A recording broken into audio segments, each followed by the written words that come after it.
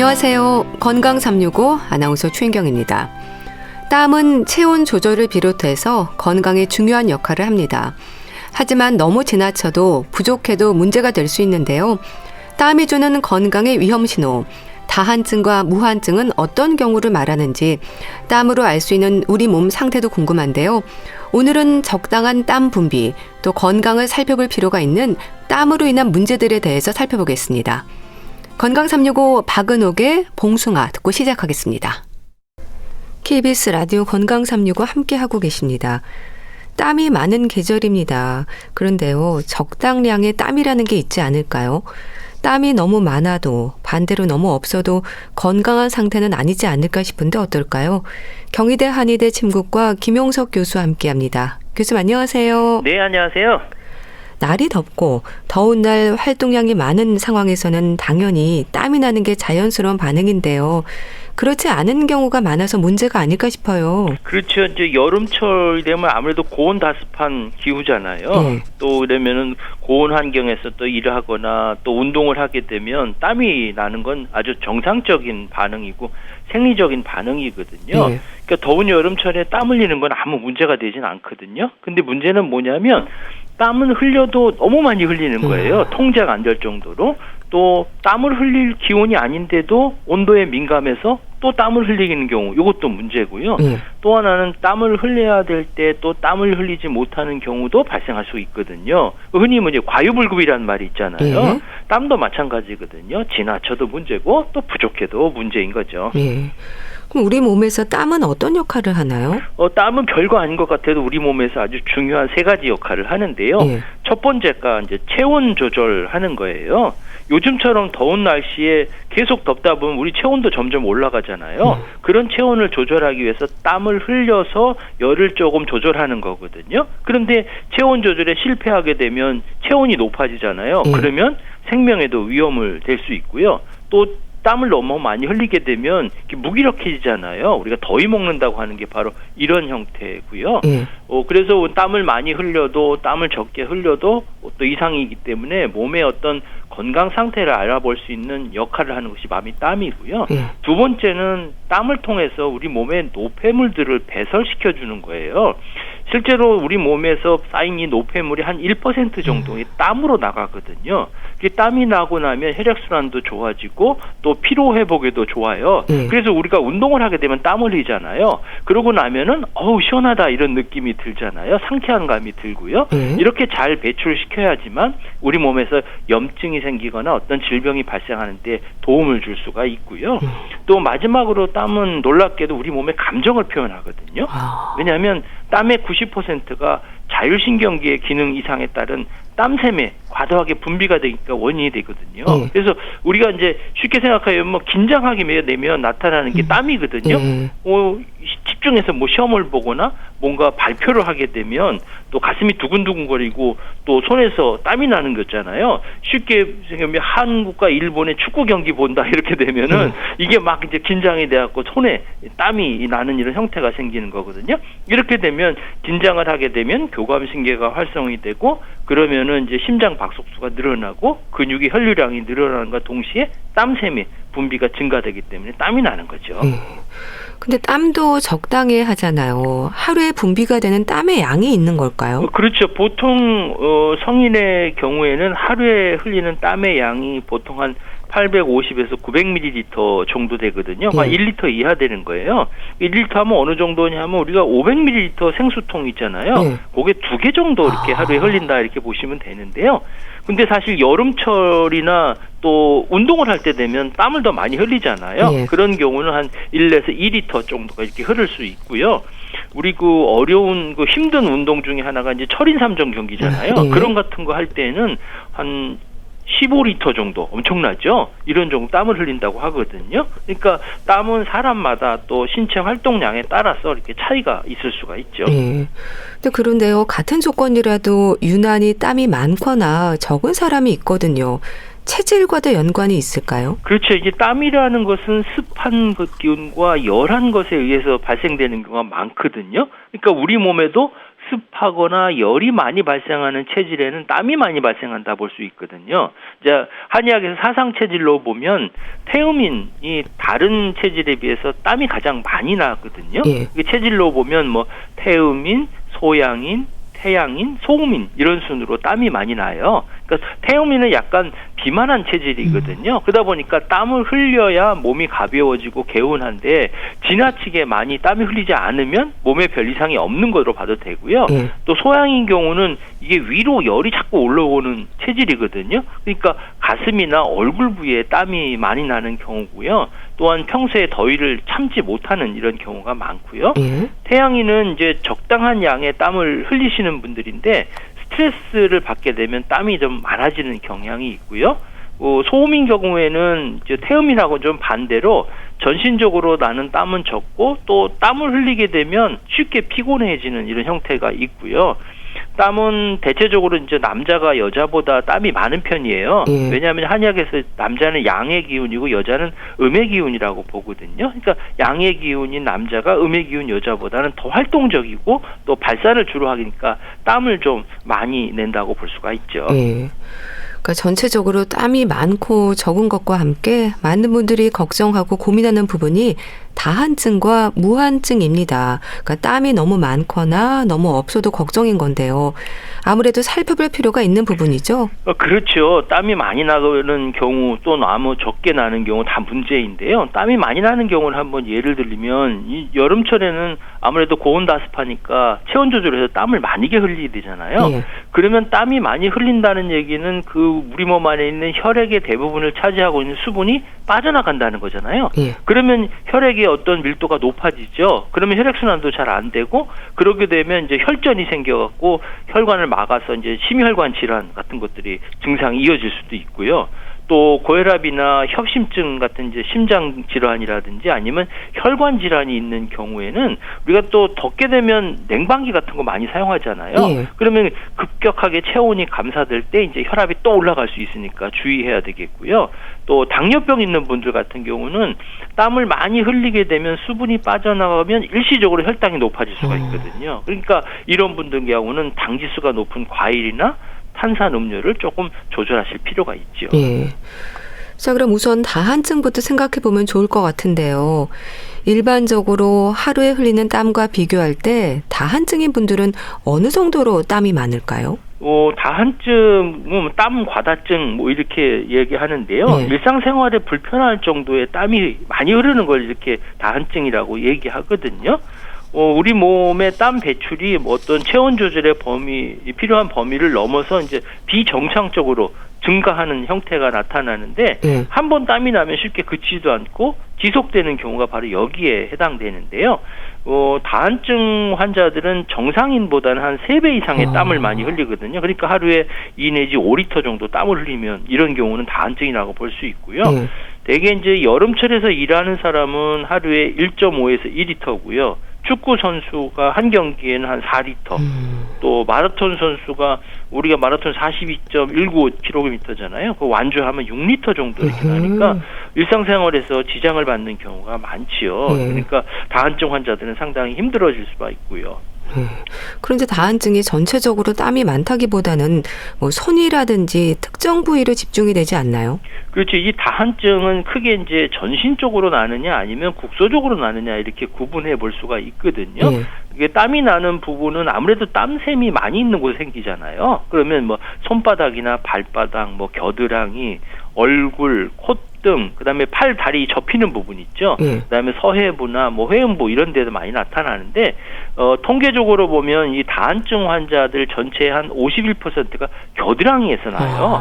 그리고 30%는 발바닥, 또 24%는 손바닥, 그리고 얼굴이 10% 정도 이렇게 나타나는 거거든요. 이렇게 몸의 어떤 특정 부위에서만 땀을 흘리는 요건 이제 국소성 다한증이라고 하는데 이런 경우는 특별한 원인이 없이 발생되기 때문에 본태성인 경우가 많고요. 이런 것들이 뭐 다한증의 대부분이라고 볼 수가 있죠. 그런 경우는 체질이라기보다는 병적으로 봐야 할까요? 뭐 다한증은 이게 원인이 모르는 다한증, 본태성 다한증하고 또 어떤 전신 질환에 의해서 생기는 2차성 다한증으로 이렇게 나타나거든요. 대개 이제 감정을 조절하는 뇌하고 이제 온도 조절하는 어떤 뇌의 기능이 부조화 생기는 경우 있고요. 또 자율신경계 이상이라든지 이럴 경우에도 과도하게 땀이 나타나거든요. 그런데 문제는 뭐냐면 조직학적으로 땀샘이나 자율신경의 이상이 나타나지가 않아요. 이런 경우가 뭐 쉽게 얘기하면 이런 본태성 다한증은 체질적인 요인에다가 긴장이라든지 불안이라든지 어떤 심리적인 요인에 의해서 생기는 경우가 대부분이거든요. 그렇지만 이제 어떤 질환이 있어서 뭐 2차성으로 생기는 경우에 예를 들면 뭐 결핵이 있다든지 이런 경우는 밤에 땀을 많이 흘리게 되고요.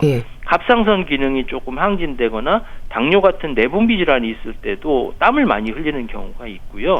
또 위하고 위장과는 직접적으로 신호를 주고받기 때문에 음식 자체가 다한증을 일으키는 경우는 그렇게 많지 않지만 매운 음식이라든지 자극적인 음식 이런 경우는 위장 운동을 항진시키고 자율신경을 자극해서 이 다한증이 더 악화되기도 하지요. 이 다한증에 대해서 한의학에서는 어떻게 설명되고 있나요? 한의학에서는 땀을 우리 몸에 있어야 했던 진액이 바깥으로 나간다고 생각하거든요. 진액은 이제 음식물을 통해서 얻어지는 우리 몸에 있는 전기라고 볼 수 있는데 이게 체내에 존재하는 정상적인 뭐 액체, 수액이라고 볼 수 있거든요. 그렇기 때문에 땀을 많이 흘린다. 이거는 땀으로 바뀌기 이전에 진액이 흘린다는 것이기 때문에 땀을 지나치게 많이 흘리게 되면 그만큼 우리 몸에 전기가 빠져서 기운이 빠진다고 볼 수가 있겠고요. 땀은 또 한의학에서 보면은 그 심장의 액체다 이렇게 얘기를 하거든요. 그러니까 마음에 또는 뭐 혈액순환 이런 것과 관련돼 있고요. 그 다음에 그 비장과 관련이 있기 때문에 습과 열이 하로 문제가 돼서 땀이 나타나는 것으로 이렇게 설명하고 있죠. 습담형, 열형, 기허형으로도 구분이 되던데 무슨 뜻인가요? 말이 좀 어렵죠. 이 습담이 많은 형태의 형태고 그다음에 땀이라는 건 습한 것과 열 때문에 생긴다고 말씀하셨잖아요. 그러니까 우리 몸이 습한 기운이 많은 사람들, 쉽게 얘기하면 비만한 사람들 이런 경우는 땀이 많다 이런 얘기고요. 그다음에 열인 상태는 것은 쉽게 열을 받는 사람들 있잖아요. 스트레스를 받으면 막 확확 달아오르는 분들 이런 분들은 땀이 많이 날 수밖에 없어요. 그렇지 않으면은 땀으로 나가지 않으면 열이도 받아서 더 큰 문제를 생길 수 있기 때문에 그렇고요. 또 하나는 기허형이라는 것은 뭐냐면 땀샘의 조절 능력이 떨어진다는 거예요. 땀구멍이 열렸다는 거죠. 다 차지지를 못하니까 이런 경우는 이제 양기가 부족하다. 되게 몸이 허약한 경우에 상대하는 거고요. 이런 환자들을 보면 땀 외에도 뭐 성격이 아주 예민한 분들 있잖아요. 또 쉽게 놀라는 분들, 긴장 잘하는 분들 이런 분들이나 또는 급한 성격 있는 분들 이런 분들한테 잘 나타나죠. 뭐 손이나 발, 얼굴, 머리처럼 어느 쪽에 땀이 집중되는지에 따라서도 원인이 좀 달라질 수 있을까요? 그렇죠. 다한증은 뭐 땀샘 자체가 우리 몸 전신에 분포되어 있지만 주로 나타나는 부위가 뭐 겨드랑이나 얼굴, 손바닥 이런 건데요.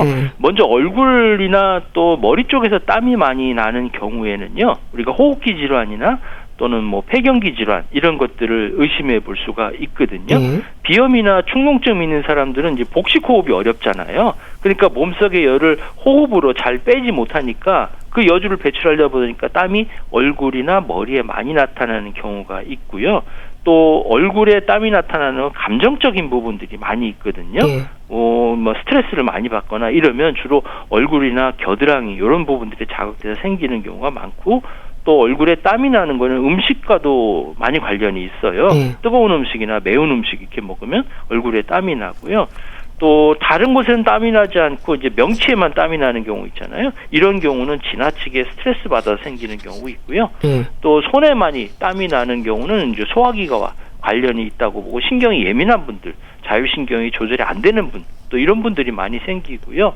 또 등에만 땀이 나는 경우도 있거든요. 이런 경우는 폐에 어떤 문제가 있기 때문에 이렇게 나타날 수 있다고 보는 거죠.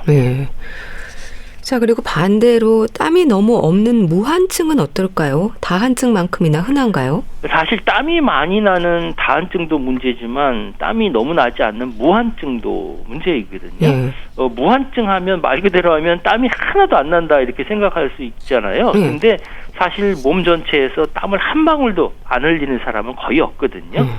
체온 조절을 위해서 마땅히 흘려야 될 땀이 도무지 안 나온다면 이게 고체온증으로 생명의 위험을 받고 있기 때문에 그렇거든요. 그러니까 이런 무한증은 땀이 줄줄 흐르는 어떻게 보면 다한증보다는 조금 더 위험하다고 볼 수가 있지요. 그러니까 적당한 자극을 주지 않았는데도 땀이 정상보다 적게 나오는 경우, 이런 경우는 무한증이라고 얘기하지만 정확하게는 뭐 발한 감소증, 땀 감소증 이렇게 이야기해 볼 수가 있죠. 예.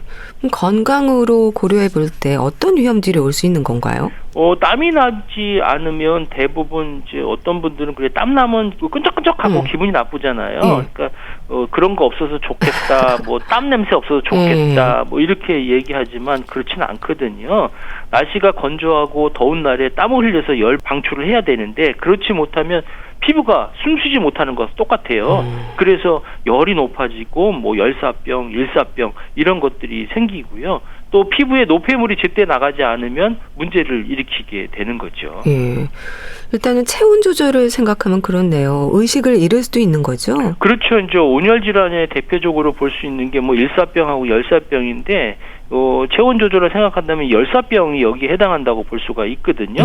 쉽게 예를 들면 뭐 비닐하우스 같은 이런 고온 다습한 곳에 또는 밀폐된 공간에서 오랫동안 일을 하게 되면 걸릴 확률이 높은 게 이제 열사병인데요. 이 경우에는 이제 40도 이상 열이 나는데도 땀이 안 나는 게 이게 특징이거든요. 그러니까 몸 안에 열을 내보내는 땀의 역할을 제대로 하지 못하게 되면 체온이 급격히 높아져서 심한 경우는 의식에 문제도 생기고 또 혼수 상태에 빠질 수 있기 때문에 주의를 해야 되죠. 또 노폐물이 제대로 배출되지 않을 때 생기는 위험들이 있는 거네요. 그렇죠. 노폐물이 배출이 안 된다 그러면 노폐물이 많이 있으면 썩겠죠. 그러니까 염증 같은 게 잘 생길 수가 있는 거예요. 그리고 이제 몸이 좀 무겁고요. 그다음에 혈압도 올라갈 수 있기 때문에 땀을 통해서 적당하게 노폐물들을 배출할 필요가 있지요. 그러니까 실제로 무척 더위를 느끼면서도 땀이 안 난다는 생각을 하면 원인을 좀 찾아야 하지 않을까요? 그렇죠. 우선 무연증과 관련해서 땀이 나지 않는 부위가 뭐 국소적인 어느 한 부분이라면 뭐 그렇게 걱정하지 할 필요는 없겠죠. 그런데 이제 땀은 왜냐하면 이제 몸의 어떤 일부분을 차갑게 하면은 또는 뭐 긴장이나 공포감을 주게 되면 이게 땀이 좀 적게 날 수가 있거든요. 근데 땀이 전혀 나지 않는 이런 무한증은 원인을 적절하게 찾아볼 필요가 있죠. 그런데요, 다한증이 특정 부위로 증상이 심하다면 무한증도 그럼 전체적으로 땀이 없다기보다는 뭐 특정 부위로만 땀이 없는 걸까요? 그렇죠. 실제 땀이 전혀 나지 않는 무한증으로 진단받는 경우 사실 드물고요. 앞에도 말씀드렸지만 땀이 나는 것이 국소적으로 부족했을 때, 감소했을 때 이런 현상들이 나타나는 경우가 많고요. 근데 문제는 뭐냐면 보통 땀이 나는 부위는 이제 겨드랑이, 손바닥, 발바닥, 이마 이렇게 말씀드렸잖아요. 근데 요 무한증 같은 경우는 그런 데 땀이 나지 않고 무릎이나 다리 등 뜬금없이 다른 부위에서 땀이 나는 게 특징이죠. 그럼 다한증과 무한증의 치료는 어떨까요? 뭐 땀샘을 막고 열어줘야 하는 건가요? 그리고 당연하죠. 땀이 많이 나니까 땀샘을 좀 막아주고 그다음에 땀이 나지 않는 경우는 땀샘을 열어줘서 땀을 나게 해주는 이런 치료가 하는 것이 가장 기본적인 부분이니까요. 땀샘을 조절하는 게 중요한데 이제 무한증 같은 경우에는 선천적으로 땀샘이 아주 없는 경우는 사실 근본적으로 치료가 어렵죠. 그러니까 증상에 따라서 대증 치료를 하는 게 좋겠고요. 이럴 된 경우는 체온의 급격한 변화를 막기 위해서 이제 옷을 좀 적절하게 입는 것이 좋겠고 너무 더운 곳에서 일하지 않는 게 좋겠죠. 또 다한증인 경우에는 쌍화탕이 치료의 하나라는 말도 있던데 그런가요? 뭐 백호탕, 방기, 환기탕도 있고 다양하던데요. 그렇죠. 이제 다한증의 형태가 앞에도 말씀드렸지만 습열한 형태, 또 열한 상태, 기운이 허한 상태, 혈액순환이 안 되는 상태, 뭐 스트레스 때문에 생기는 경우 여러 가지라고 말씀드렸잖아요. 그래서 그 취약한 부분에 따라서 이제 한의학은 처방을 하게 되는 거죠. 다한증을 해서 해결된 처방을 하는 것이 아니라 어느 부분이 약하냐에 따라서 처방을 하게 되는데 이 열형이라고 생각하는 거 열이 막 올라오는 형태 있죠. 이런 경우는 열을 낮추기 위해서 이제 백호탕이라는 약을 쓰고요. 또 기력이 떠한 경우에는 이제 쌍화탕 같은 것도 이제 쓰는 거거든요. 그다음에 혈액순환이 잘 안 될 때는 뭐 방기 환기탕이라든지 그다음에 뭐 스트레스를 많이 받아서 심혈이 부족하면 뭐 보혈 안심탕이라든지 이런 것들을 쓰게 되고요. 이런 장부의 기능이 떨어졌으면 침이나 한약을 같이 병행하는 게 좋죠. 예. 근데 환기가 땀이 많은 사람들에게 약재로 쓰인다는 건 많은 분들이 알고 있는데요. 물처럼 마시면 된다는 것도 맞는 얘기인가요? 그렇죠. 흔히 이제 한약재 가운데 땀을 다스리고 기운을 돋구는데 환기를 많이 사용하게 되거든요. 예. 특히 이제 환기는 여름철에 많이 사용하게 돼요. 그냥 달여서 뭐 차처럼 드시거나 우리가 이제 삼계탕 끓일 때요. 마찬가지로 이 생닭에다가 환기를 같이 넣어서 들이시면 훨씬 더 도움을 주고요. 또 환기 뿌리를 넣고 오랫동안 달인 물에다가 여기다 꿀을 타서 마시게 되면 여름철에 아주 좋은 건강 음료가 되겠고요. 또 환기 달인 물을 요즘처럼 이게 더울 때는 냉장고에 보관했다가 보리차처럼 드시게 되면 여름 무더위에 갈증해서도 상당히 도움을 줄 수가 있죠. 예. 그런가 하면 액취증도 있지 않나요? 이거는 다한증, 무한증과는 다르게 또 접근을 해야 되는 걸까요? 그렇지. 이제 땀샘 중에는 이제 에크린 땀샘하고 아포크린 땀샘이 있는데, 그 중에서 이제 아포크린 땀샘이 문제예요. 액취증과는. 거기에는 왜냐하면 지방 성분의 땀을 내보내거든요. 그러면 주위에 있는 세균하고 같이 섞이면서 냄새가 고약해지는 거거든요. 이게 이제 액취증이고, 동양 사람들보다는 서양 사람들이 냄새가 더 고약하거든요. 네, 이제 그래서 이런 경우는 아무래도 뭐 겨드랑이 부위를 깨끗하게 해주고 뭐 건조하게 해주는 게 좋겠죠. 왜냐하면 겨드랑이가 습기가 차면 세균들이 살기가 좋은 이런 환경이 되기 때문에 그런 거거든요. 또 이제 한 가지 재미있는 거는 한약으로 보면 이 겨드랑이 부위가요. 경락적으로 보면 마음과 관련되어 있는 심경이나 심포경이 지나가는 그런 경락이거든요. 그러니까 거기가 시작되는 부분이 겨드랑이에요. 그러니까 겨드랑이에 문제가 생기면 액취증이 쉽게 생긴다 이렇게 말씀드렸잖아요. 그러니까 스트레스 받으면 열이 올랐다 내렸다 하고 감정이 왔다 갔다 하잖아요. 이럴 때 바로 이제 땀이 나는데 그리고 스트레스와 관련이 있기 때문에 액취증 환자분들에는 무엇보다도 이제 스트레스 관리를 잘해줄 필요가 있는 거죠. 또 가족력과도 연관이 있다는 건 맞는 얘기인가요? 사실 이 액취증은 가족력과도 관련이 있거든요. 그래서 부모님 중에 한 분이 액취증이 있는 경우는 자녀의 한 60%가 액취증이 나타나고요. 부모님이 다 액취증이 있게 되면 80% 이상 이 질환이 있다고 알려져 있어요. 액취증은 보톡스라든지 땀을 막는 시술을 해도 다른 곳에 액취증이 생긴다는 말도 있던데 그런가요? 그런 경우가 있거든요. 이거를 이제 보상성 발한 현상이라고 얘기를 해요. 우리가 다한증 치료에 뭐 보톡스라든지 뭐 교감신경 절제술이든지 이런 여러 가지 시술을 하게 되거든요. 근데 이제 이런 시술을 하게 되면 다한증에 아주 즉각적인 효과가 있어요. 근데 문제는 뭐냐면은 다한증 부위에 땅구멍을 막는 방법은 좋은데 이 치료 부위가 아닌 다른 부분에서 땀이 또 나는 이런 보상적으로 땀이 나는 이런 부작용이 발생될 수가 있죠. 참 땀으로 인한 고민들이 많네요. 땀이 너무 많아도 너무 없어도 그리고 액취증도 일상을 힘들게 하는데요. 침 치료도 도움이 될까요? 침 치료도 이제 도움이 되고요. 사실 이제 다한증은 일단 사회생활 하는데 조금 어려움이 있잖아요. 그래서 이제 치료가 이제 필요한 질환이지만 아직까지 100% 이렇게 완전하게 회복되는 뭐 수술이라든지 치료법은 없어요. 그러다 보니까 아무래도 대부분 증상을 완화시켜주고 또 일상생활 하는데 불편하게 어는 것들을 이제 치료의 목표를 삼고 있고요. 그래서 아무래도 이제 치료에 어떤 각각의 장단점이 있기 때문에 거기에 따라 잘 접근하시는 게 좋겠고 또 한의학에서 쓰는 여러 가지 뭐 침이나 약물 이런 치료들은 대부분의 환자분의 삶의 질들을 개선시켜 준다는 이런 연구 보고가 있거든요. 그래서 환자분들의 증상이라든지 상태에 따라서 침 치료와 이제 한약 치료를 병행하기도 하고요. 그 외에도 이제 외치밥이라고 해서 이제 바깥에다가 땀샘 조절할 수 있게 뭐 바르는 이런 치료도 하고요. 한의학에서는 이 환자의 상태가 이제 습한 상태냐, 열한 상태냐, 기화한 상태냐 따라서 이렇게 처방을 달리하고 침 치료도 달리하게 되는 거죠. 네. 다한증, 무한증과 관련해 자세히 알아봤는데요. 경희대 한의대 침구과 김용석 교수와 함께했습니다. 말씀 감사합니다. 네, 감사합니다. KBS 라디오 건강 365 함께하고 계신데요. 조황조의 남자라는 이유로 듣고 다시 오겠습니다.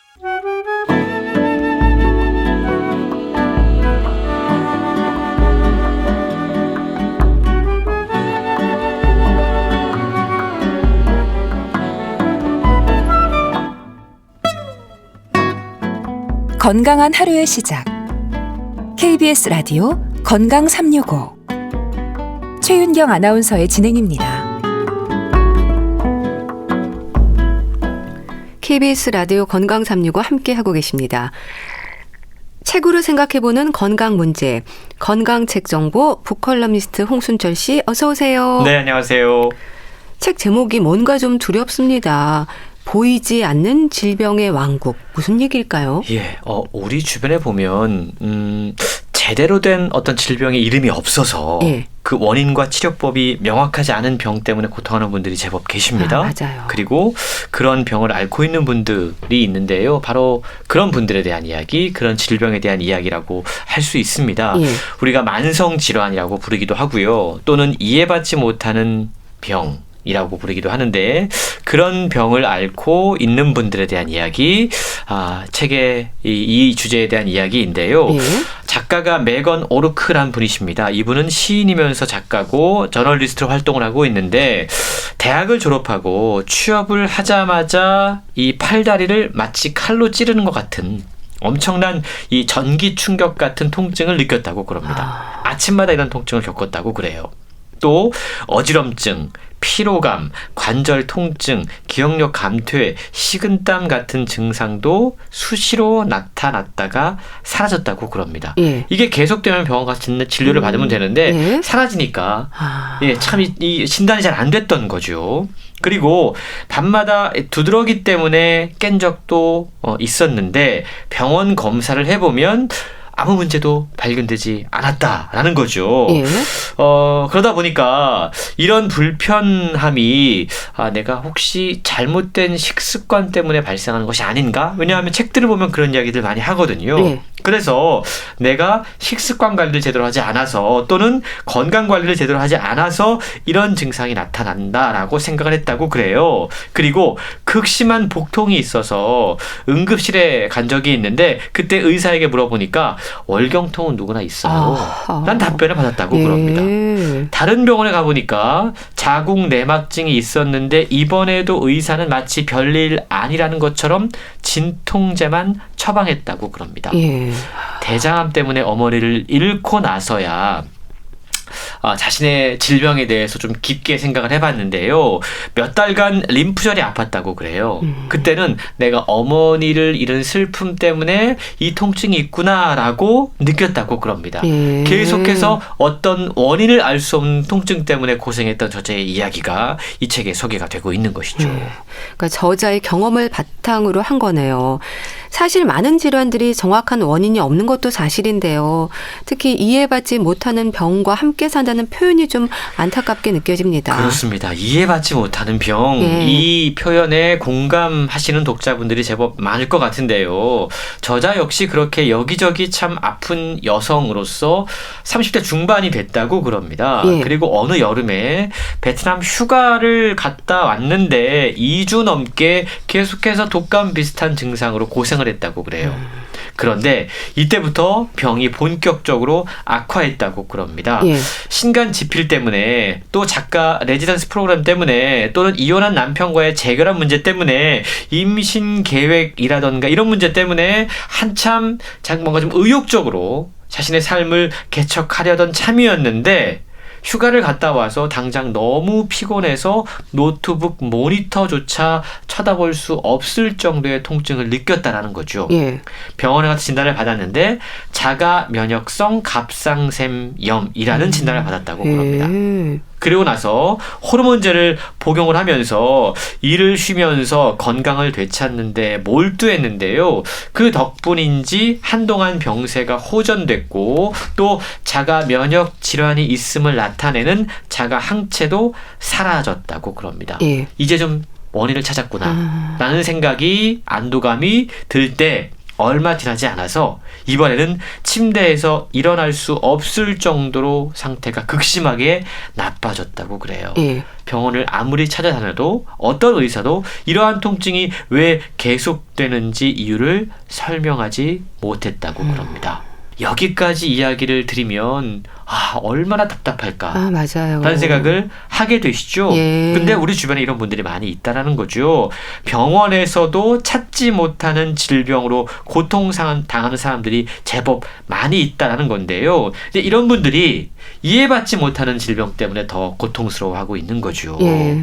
이런저런 병원을 찾아 헤매다가 지쳐 있거나 또는 이런 분들이 병원 쇼핑을 한다. 이런 오명을 뒤집어 쓰기도 합니다. 예. 혼자 괴로워하시죠. 또는 몸에 나타난 통증이나 증상이 내가 마음에 문제가 있어서 마음이 아프니까 몸에 이런 증상들이 나타나는 거야 라고 자기 합리화를 하면서 자기 자신을 다독이는 경우가 있습니다. 예. 이렇게 이분들이 제대로 된 원인을 모른 채 살아가고 있는데요. 이 책이 바로 이러한 원인을 알 수 없는 통증, 질병에 대한 분석을 하고 있는 겁니다. 예. 참 하루가 다르게 의학이 발달하고 있지만 검사상 원인을 찾지 못하는 경우가 여전하고요. 그러다 보니까 책에서도 지적한 것처럼 환자들은 여기저기 다닐 수밖에 없는 것도 사실입니다. 그러니까 아프니까 치료하고 싶고 그러기 위해서는 원인을 또 찾아야 하는 거잖아요. 그렇습니다. 원인을 찾는 게 정말 중요하죠. 예. 20세기 이래 의학, 과학이 눈부신 발전을 거듭하고 있습니다. 마치 인류의 삶에서 거의 모든 질병을 몰아낼 기세였습니다. 예. 그런데 여전히 어쩐 일인지 검사를 해도 진단이 나오지 않거나 또는 아직까지 구체적인 원인이나 치료법을 알지 못해서 고통받는 분들이 많이 있다라는 거죠. 이런 분들의 이야기가 끊이지 않고 있는데요. 예. 저자가 겪었던 자가 면역도 바로 대표적인 그러한 질병 가운데 하나입니다. 자가 면역이요. 미국에서 암 다음으로 흔한 질환이라고 그럽니다. 환자 수가 5천만 명을 헤아리는 이 병에 대해서 문제는 현대의학이 아는 바가 별로 없다라는 거예요. 예. 책에 보면 의사들은 당장 목숨이 위태로운 급성 질환들, 암, 심장 질환, 뇌 질환 이런 것들은 잘 고쳐도 시름시름 환자의 삶을 피폐하게 만드는 만성 질환, 대표적인 게 자가 면역 질환인데요. 예. 여기에는 사실상 속수무책이다라고 지적하고 있습니다.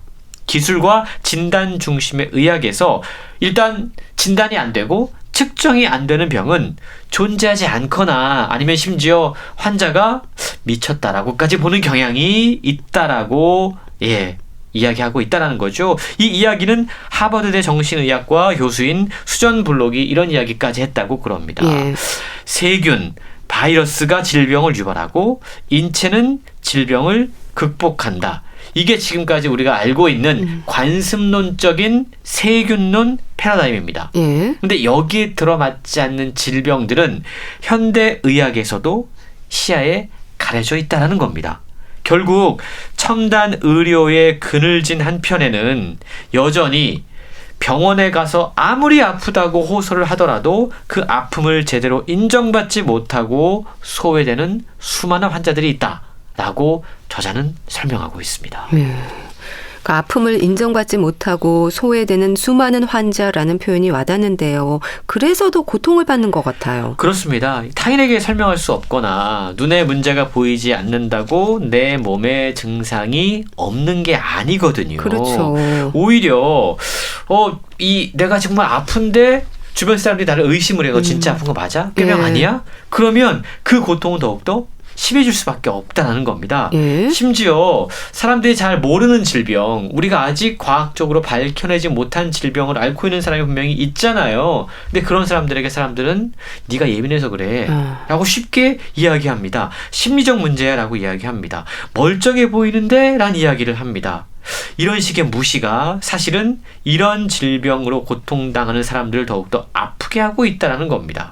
그러다 보니까 더 큰 문제는 이런 분들이 병원에서 현대의학을 통해서 의사에게 제대로 된 진단이나 적절한 치료를 받지 못하다 보니까 자꾸만 다른 방법들을 찾는 거죠. 예컨대 인터넷, 유튜브 영상, 비과학적인 정보에 의존하게 된다는 겁니다. 예. 그러면서 가까운 가족이나 주변 사람들과 갈등을 빚는 경우들도 많이 생기는데요. 그래서 저자는 자신과 같은 사람들의 이 상황을 항변하기 위해서 우리는 모두 질병의 역사를 살펴봐야 된다라고까지 이야기를 합니다. 예. 이 말은 뭐냐면요. 폐결핵도 지금은 원인이 밝혀졌기 때문에 우리가 폐결핵이라고 이야기를 하지만 원인이 밝혀지기 전까지는 기력을 빼앗는 병이라고 불렸다고 그럽니다. 원인균을 찾기까지는 심지어 젊은 예술가들이 걸리는 병. 이런 오명까지 갖고 있었던 병이에요.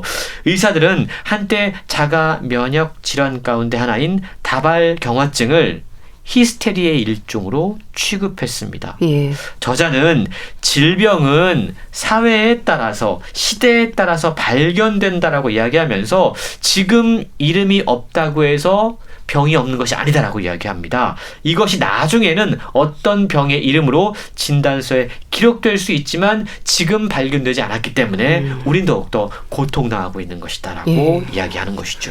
그러니까 책의 내용에서 저자는 칼로 찌르는 듯한 고통을 느낌에도 검사상으로는 이상을 찾지 못했다고 했는데요. 그런 경우가 많다는 거죠. 참 원인이 없는 결과가 있을까 싶은데 건강 문제에서 이런 일들이 있는 거네요. 그렇습니다. 우리는 다 알고 있다. 현대의학은 이미 모든 질병에 대한 치료법을 갖고 있다. 이렇게 생각하면 안 된다는 겁니다. 예. 저자 역시 자신의 병이 남들에게 보이지 않는 이 현실이 신체적인 고통 못지않게 너무 힘들었다고 고백하고 있는데요. 이를테면 의사나 친구에게 가장 이해시키기 어려운 증상은 피로로 인한 심신 쇠약이었습니다. 요즘 이런 이야기 하면 야 요즘 안 피곤한 사람이 어딨어. 다 피곤해. 우는 소리 하지 마. 나약한 이야기 하지 마라고 이야기를 한다는 거죠. 그래서 저자 역시 제대로 그 고통을 호소하지도 못했다라고 이야기합니다. 근데 그가 직접 느끼는 피로는 신체의 모든 기력과 마치 자기 자신에 대한 감각이 다 사라지는 정말 끔찍한 증상이었다고 그러는데요. 이걸 제대로 표현하지 못하니까 얼마나 힘들었겠습니까? 그러니까요. 대학 시절부터 늘 달고 사는 통증도 티가 별로 안 나기는 마찬가지였다고 그래요. 예. 이런 비슷한 사례가 이미 역사적으로도 많이 있었는데요. 19세기에 수필가 앨리스 제임스의 경우는 이 저자인 오로코처럼 모호한 병을 평생 앓았다고 그럽니다. 예. 분명한 신체적인 증상이 있음에도 불구하고 당시 의사는 히스테리 진단을 내렸습니다. 그리고 수필가인 앨리스 제임스는 이 병이 내 마음 때문에 생기는 거구나 라는 생각에 더욱더 괴로워했다고 그래요. 예. 40이 넘어서 유방암 진단을 받게 됩니다. 그러니까 진짜로 아팠던 게 바로 이 유방암 때문이었던 거죠. 그 원인을 못 찾았던 겁니다. 그때 유방암 진단을 받았던 이 앨리스 제임스는 무척 기뻐했다고 그럽니다. 그러면서 어떤 표현을 남겼냐면 기다리는 자에겐 반드시 때가 온다. 건강이 나빠진 일에 누가 봐도 확실한 질병에 걸리기를 난 소망했다. 그리고 1년 뒤에 제임스는 세상을 떠나게 됩니다. 참 누가 봐도 확실한 질병에 걸리기를 소망했다. 오죽하면 그런 생각을 했을까 참 안타깝다는 표현도 조심스러울 정도입니다. 흔히 말하는 원인을 모르는 병에 대해서 생각해 볼 수도 있는 계기도 되겠어요. 그렇습니다. 이 저자가 여성이라고 말씀을 드렸잖아요. 그러면서 저자는 특히 아직도 현대의학에서 여성들이 앓고 있는 질병을 너무 쉽게 심리적인 문제로 귀결시키는 편견들이 있다. 이건 큰 문제다라고 지적하고 있습니다. 대표적인 것이 19세기의 히스테리죠. 오늘날에도 여성들이 원인 모를 질병을 앓으면 건강염려증으로 의심을 받거나 또는 신체형 장애로 분류된다고 그래요. 저자가 인터뷰했던 수많은 여성들이 의사로부터는 아무런 문제가 없습니다. 그냥 우울한 겁니다. 라는 소리를 들어야 했다라고 이야기를 하고 있는데요. 바로 이러한 태도가 질병의 실체를 가리고 병을 더 자세히 들여다보지 않을 핑계가 될 뿐만이 아니고 병의 책임을 오히려 환자에게 돌린다는 면에서 큰 문제가 있다. 위험하다라고 저자는 설명하고 있습니다. 그리고 저자가 가만히 보니까 병에 걸린 게 자기 탓이라고 생각하는 사람들이 의외로 많았다는 겁니다. 특히 저자가 겪었던 이 자가 면역 질환, 예. 자가 면역 질환이라는 용어부터가 저자는 문제가 있다고 지적을 해요. 예. 이건 자기가 자기를 공격하는 병이다 라는 은유로 인해서 더욱더 자기 자신에 대한 죄책감을 키운다고 그럽니다. 질병을 병원체와 개인의 면역계와 환경 간의 복합적인 관계로 바라보는 최근 의학계의 관점에 따르자면 사실 자가 면역은 자기 스스로 자기를 공격하는 게 아니라 현대 사회의 화학물질, 바이러스, 트라우마, 오염이 축적된 먹이사슬을 표현하는 사건이거든요. 예. 그러니까 오염된 지역에 살고 있거나 또는 안전하고 신선한 식품을 섭취하기 어렵거나 사회적인 차별을 오랫동안 겪는 만성적인 스트레스의 요인에 시달릴수록 신체는 자가 면역 질환과 같은 질병에 취약해지게 된다는 겁니다. 예. 몸이 아픈 건 단지 자기 스스로 자기의 몸을 관리하지 못했기 때문에 그런 개인의 실패가 아니라 우리가 지금 살고 있는 이 사회 구조에 문제가 있기 때문이다. 구조적인 실패 때문이다. 라고 설명하고 있는데요. 왜 지금 우리 주변에 이런 증상을 가진 사람들이 증가하면서도 그 원인을 제대로 찾지 못하고 있는지 이제는 사회적인 접근을 해야 된다라고 설명하고 있습니다. 우리 사회의 구조적 실패, 사회적인 접근이 필요한 이유, 이 책에서 강조하는 부분들을 좀 생각해 볼 필요가 있겠어요. 그렇습니다. 저자는 병을 원인을 찾고 깔끔히 낫지 않았습니다. 예. 결국 이 책은요, 병을 없애거나 무찌르는 이야기가 아니라 병과 함께 사는 이야기예요. 저자 스스로 질병에 탐정이 돼서 나를 지금 아프게 하는 이 질병의 원인이 무엇인지 그 범인을 찾아내고 건강을 찾으려는 그런 목표를 갖고 있었던 겁니다. 예. 근데 책의 이야기는 시간이 지날수록 방향을 틀게 되는데요. 이 저자는 새로운 진단과 치료를 받고 극적으로 어떤 전환점을 찾고 희망을 찾기도 하지만 우리가 흔히 이야기하는 많은 환자들이 기대하는 깔끔한 회복 그리고 병의 극복과는 거리가 멀었다고 그럽니다. 예. 그러면서 저자는 만성질환자에게 자기와 같은 사람들에게 치유란 과연 무엇인가를 곰곰하게 생각해 보게 되는데요. 예. 세계보건기구에서 정의하는 건강, 이건 질병이 없는 것을 넘어서 신체적으로, 정신적으로, 사회적으로 온전히 안녕한 상태가 건강이라고 이야기합니다. 예. 그렇게 보면 저자 입장에서 보면 치유라고 하는 건 병이 꼭 낫지 않더라도 환자가 어느 정도 온전한 상태로 자기 몸을 관리할 수 있으면 건강하게 사는 것이다. 예. 라는 생각을 하게 된다는 거죠. 원인 불명의 긴 병을 앓는 동안에 저자는 이러한 사실에 더욱더 집중하게 됐다. 라고 설명하고 있습니다. 예. 더불어 책을 통해서 저자는 현대의학, 특히 미국의 의료 제도의 허점을 짚어내고 있는데요. 예. 생각보다 보험 적용이 안 되는 대체의학 상당히 많이 있다고 그럽니다. 또 자기 전공 분야밖에 모르는 이 전문의들의 어떤 허점도 지적하고 있고요. 또 명확한 검사 결과에만 의존하는 현대의학도 문제가 있다고 이야기합니다. 예. 의대 본과 3년 후에 점점 줄어드는 환자에 대한 의사들의 관심 그리고 관료화되는 병원도 문제다라고 이야기를 하고 있는데 예. 최근 들어 우리나라에서도 여러 가지 의료 시스템 그리고 편중된 진료과에 대한 문제 제기 의과대학 시스템에 대한 여러 가지 개선책 등이 논의가 되고 있는데요. 예. 책을 통해서 저자가 내뱉는 내밀한 고백들을 한번 들어보시고 우리가 의료의 목적이 무엇인지 환자가 생각하는 치유는 무엇인지 한번 곰곰이 생각해보면 좋을 것 같습니다. 네. 책 보이지 않는 질병의 왕국 소개해 주셨는데요. 잘 들었습니다. 북컬럼니스트 홍순철 씨와 함께했습니다. 감사합니다. 고맙습니다. 이태종의 바람의 추억 보내드리면서 인사드릴게요. 건강365 아나운서 최인경이었습니다. 고맙습니다.